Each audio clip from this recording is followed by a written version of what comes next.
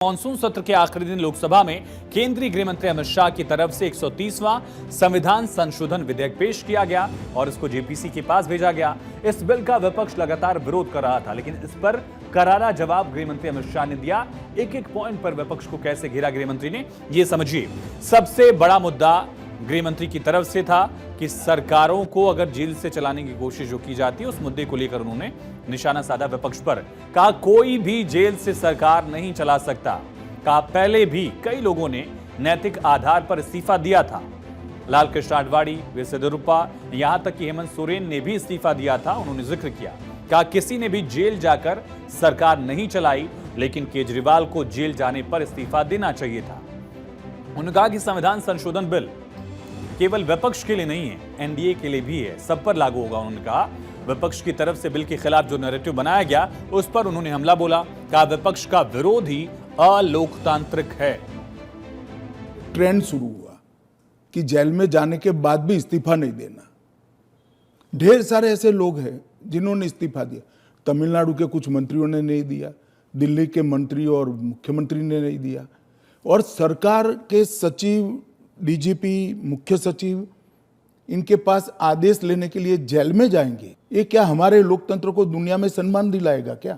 मेरा बहुत स्पष्ट मानना है, मेरी पार्टी का मानना है, देश के प्रधानमंत्री का मानना है कि इस देश में कोई भी मुख्यमंत्री हो, मंत्री हो या प्रधानमंत्री हो, जेल में रहकर सरकार नहीं चला सकते। किसी भी सरकार के विधेयक को या संविधान संशोधन को सदन में पेश न होने देना और इस तरह का व्यवहार करना, ये क्या लोकतंत्र में उचित है क्या?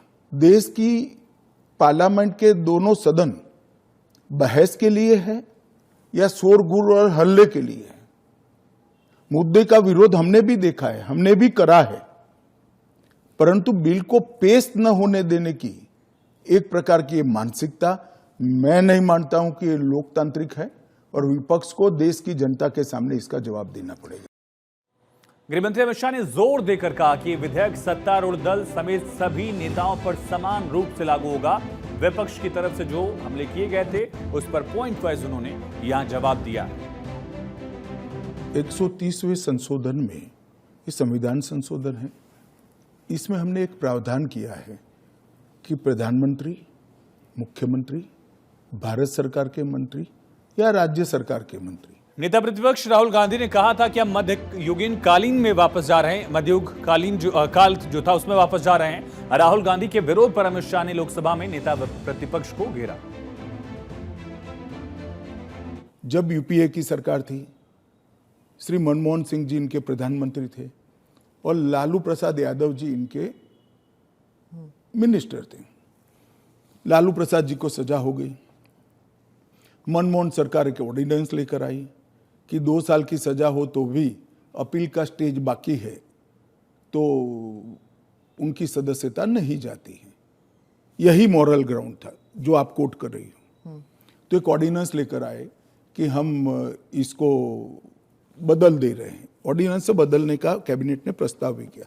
यही श्री राहुल गांधी इसको कंप्लीट नॉनसेंस कहकर सार्वजनिक रूप से प्रेस कॉन्फ्रेंस में फाड़े थे ऑर्डिनेंस को, और देश की कैबिनेट ने और देश के प्रधानमंत्री ने जो फैसला लिया था, उनकी पार्टी के ही प्रधानमंत्री ने जो फैसला लिया था, उसका मॉरल ग्राउंड पर उन्होंने मखौल उड़ाया था।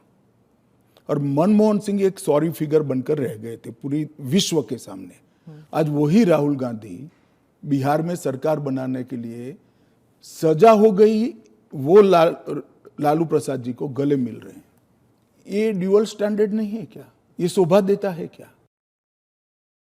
नैरेटिव यहां है, एक तरफ सत्ता पक्ष का नैरेटिव, दूसरी तरफ विपक्ष का, लेकिन किसका नैरेटिव जनता को कितना कबूल है, ये भी समझिए। तथ्यों के आधार पर और तर्क के आधार पर इसको समझने की कोशिश करते हैं। एनडीए ये लगातार बता रहा है कि करप्शन पर ये बड़ा हमला है और इससे कोई नहीं बचेगा। जिस भी पद पर जो भी हो, नेता भी बचेंगे नहीं।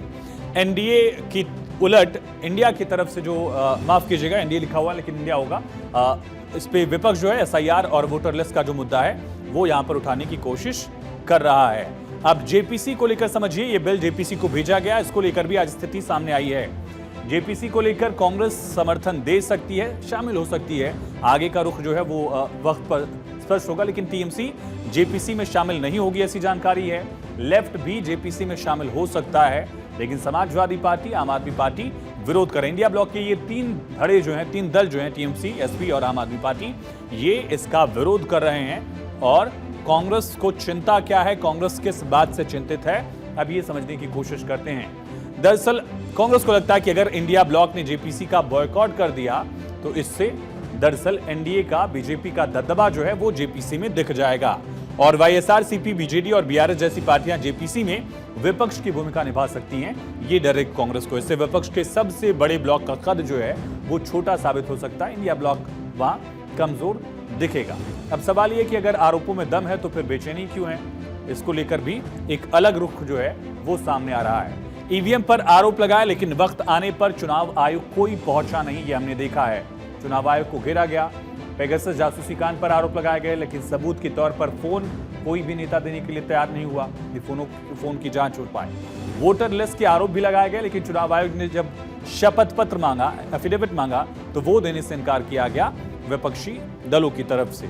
कई ऐसे मौके आए हैं जहां आरोप तो लगाए गए, लेकिन उसके आगे विपक्ष जो है वो आगे बढ़ नहीं पाया, कदम नहीं मिला पाया।